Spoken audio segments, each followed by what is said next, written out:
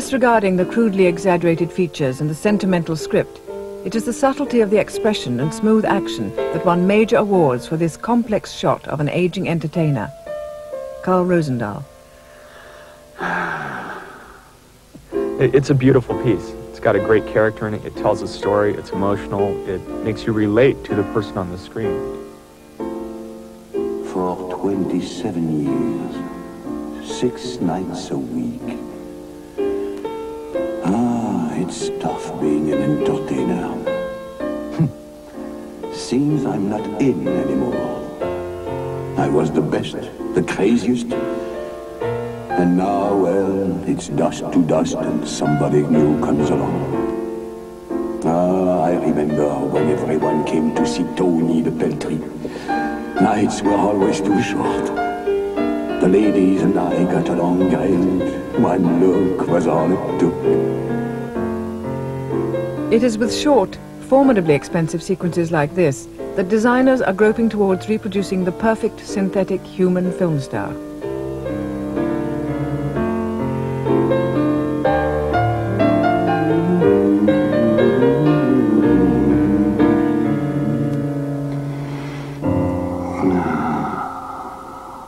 Less realistic, but again more successful aesthetically, is this curious combination of human and machine movement that only a computer could create. It's a commercial for the American National Food Processors Association. Producer Robert Abel. The first step was to translate that two-dimensional image that we see on the storyboard into one that works in 3 dimensions in the computer. And that takes a lot more redesign than it looks at first glance, because we had to build the robot and her environment in pieces. It means everything from the smallest finger joint to the torso to the neck to the body parts, the leg, the arm. 18 pieces had to be put together and created for the computer. This entire image really never existed outside the computer itself. The biggest unknown was making her move and bringing her to life. Randy invented a technique he called brute force animation. We filmed a live model and programmed her choreographed movements into the computer. The computer tracked reference points painted on her body and created a stick figure animation, which we call a vector graphic. A vector graphic or wireframe model is created on the computer. Again, the face of the real model is converted into a mechanistic simulation of a human head. The robot, her movements, the details, each reflection, the magic she does with the food, getting all of that into an environment and then adding Jupiter into the picture window. Well, that's millions of bits of information that the computer has to chew through. Those millions of bits of information took 3 computers 24 hours a day for a month to process the images for the final commercial. The fluidity of human motion is transformed by the computer animator into captivating images of the future.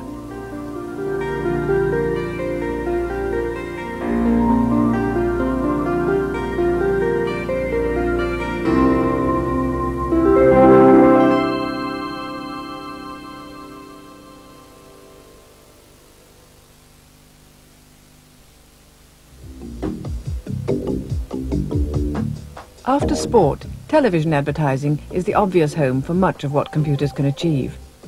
Big budgets of so-called high-end commercials and the need for impact have helped to advance the technology. Computer graphics designer Donna Cohen. Right now, the most exciting work is the high-end commercials, because they get to have the most resources, they have the most money, and the best talent. Sequences which combine computer graphics and live action are virtually an invention of the commercials industry. In this one, the machines are computer generated and the humans are on film.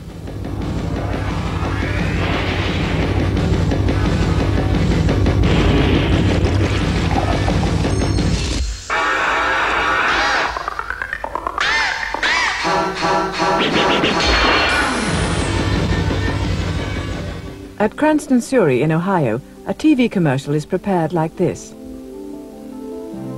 First, each scene in the order it will appear in the finished commercial is planned.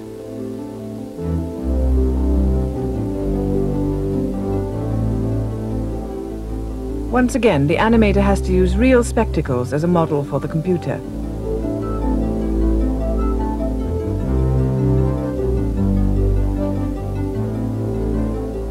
The drawing is traced into the computer using a mouse.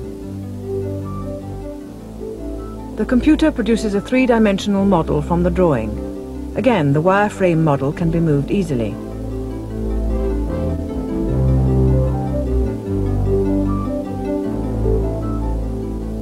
Using video camera input, real pictures of clouds are mapped onto handmade models of the gears. Several completed still frames are made to check the color and lighting. The animator tests a low-definition version for action before the final commercial is recorded onto either film or videotape.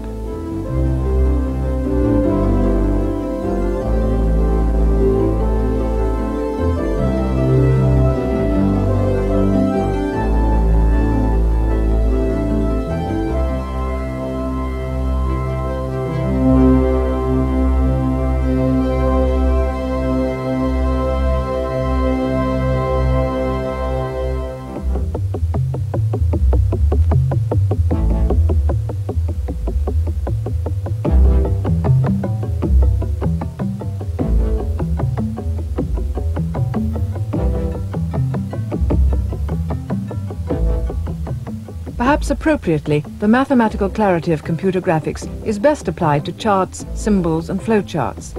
American designer Bill Kovacs.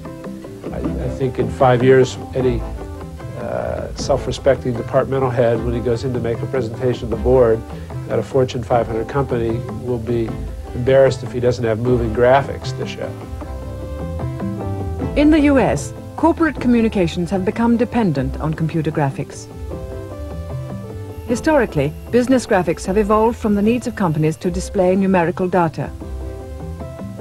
With 3D graphics, it has become possible to break out of flat pie charts and bar graphs into lucid spatial representations.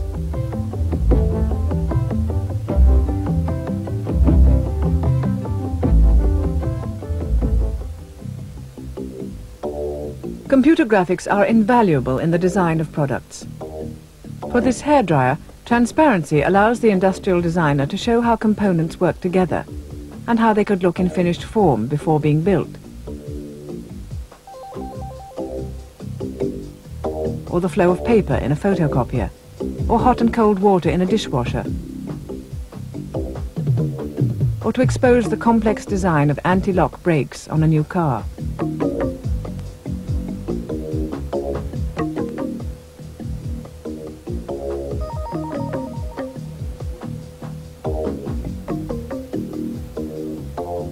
Or to fly through an as yet unbuilt office block.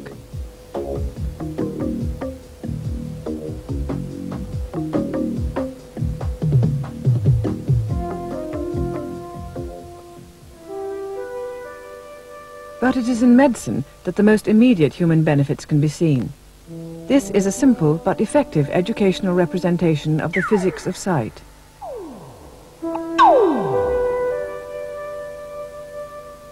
More revealing is this. After scanning sections of the human pelvis, a computer can be programmed to animate and color enhance the entire pelvic region.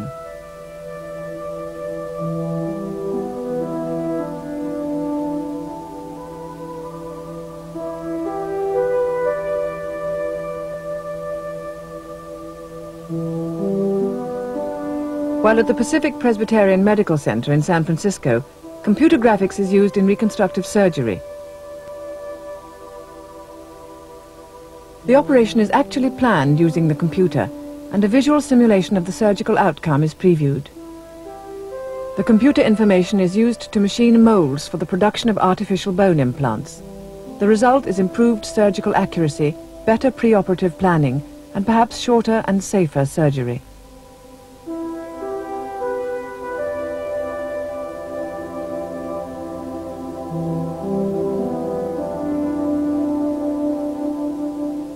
Students at the University of North Carolina are able to move around this simulated enzyme molecule simply by rolling a ball control.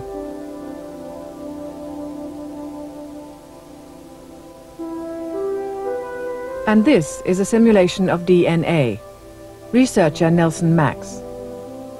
Computer representations that can show those surfaces are useful for chemists who are studying how molecules interact, or how can DNA deform to